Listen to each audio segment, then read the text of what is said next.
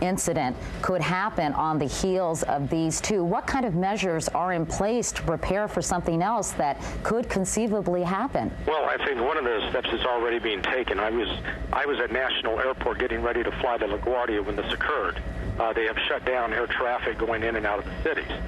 Now, apart from shutting down the air traffic, you're talking about an enormous disruption economically for the nation right now with the air traffic not going in, and people are they're going to err on the side of caution. I think across the board, you're going to look at the major hubs in the United States where there are large buildings: Chicago, Atlanta, Los Angeles, and there are going to be extra measures taken. One possibility is you could start putting up air cover and require that planes stay within a particular area and do not approach any closer. And if they approach, you would go to the extremes of having the U.S. Air Force intercept.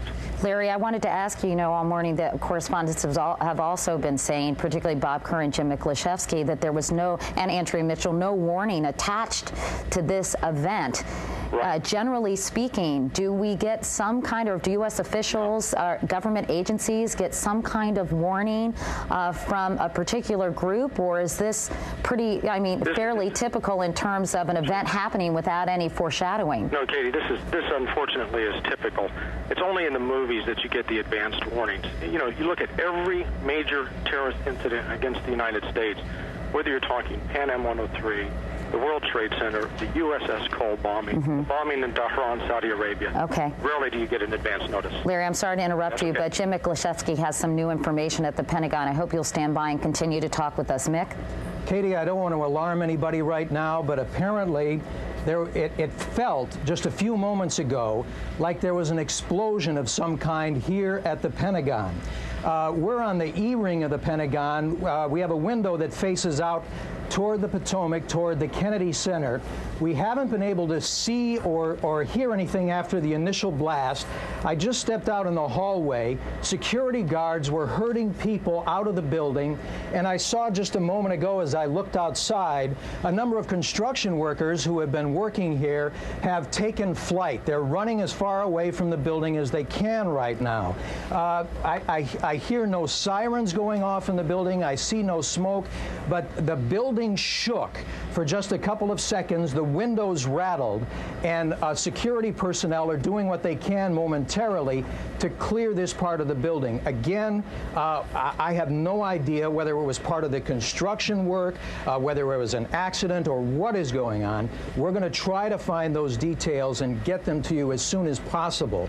But interestingly enough, one intelligence official here in the building said when he saw what appeared to be the coordinated attack on the World Trade Center, his advice was to stay away from the outside of the building today, just in case. Now, again, nobody has any indications of exactly what happened, but it appears that there has been some kind of, it felt like a small blast of some kind. Again, the windows shook, the building shook, the windows rattled, and people, if I'm looking out the window now, and the construction workers are still keeping a good, the construction workers are still keeping a distance. That's all I can see. And I see no other extracurricular security activity right outside. But to get more information, I'm going to have to break away and walk down the hallway and see what it is exactly that happened here just a few moments ago. Mick, see what you can find out. Please be careful and let us know what's going on there. Meanwhile, we're going to go back to David Gregory, who is in Longboat Key, Florida, where President Bush was earlier this morning for an event on literacy. He was going to a school to talk with kids. David, what can you tell us? A little bit more about how all of this unfolded and what the president is going to do next. The president declared this an apparent terrorist act.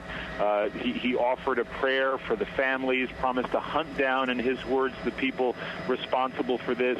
He will now travel back to Washington, and aides are telling us now that he will immediately convene a national security meeting to see what steps are taken next. David, I'm sorry to interrupt you, but we're looking at live pictures of the Pentagon where there is billowing smoke. Jim Miklashevsky just reported that he heard an explosion, and right now we're looking at an aerial view of the Pentagon. Mick, can you talk to us?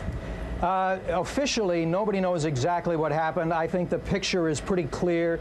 According to one U.S. Army officer who went running past me at a full trot, he said that it appears that a bomb was detonated at the heliport. The heliport is a helicopter landing area right next to the Pentagon, just adjacent to the E-ring. The offices nearest the heliport area are U.S. Army, Reserve officers, and the Army Reserve our offices are located there. But as you can see, it appears to be a pretty significant blast.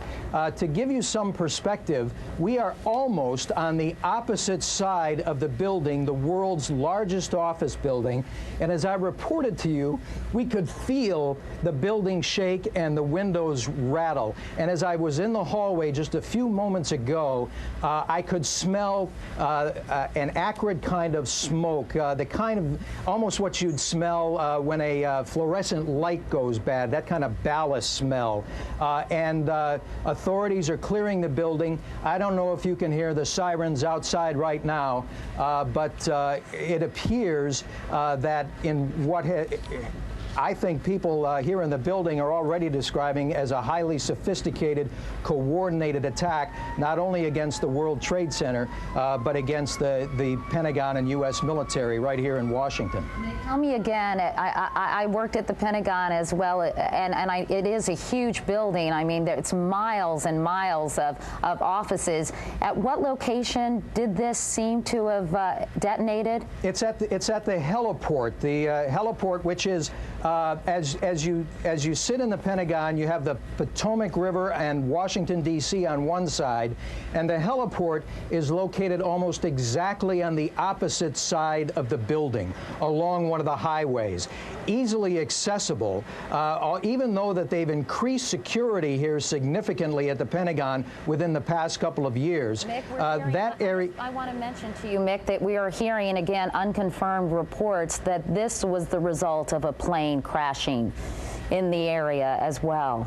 I have no idea, Katie. All I know is that people who were in the building who came running from that part of the building thought it was a bomb of some kind. According to Chris Brown, my colleague, who just came in, it appears that whatever it was, and perhaps it was a plane, Katie, if those are the initial reports, crashed into, or the damage is on the roof of the building at the heliport side of the Pentagon, which is just opposite of the Potomac River, as I just said.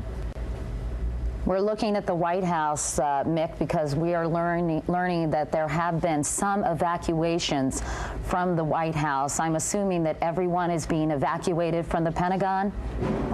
Well, nobody's given us the official word yet, but I think that's probably a safe bet. Thank goodness that was a helicopter that just flew by. I'm just a little nervous right now when you hear aircraft go past. But they have, in fact, evacuated that portion of the building. Usually they have sirens that go off in the building alerting you to the fact that it's time to get out. I haven't heard those yet.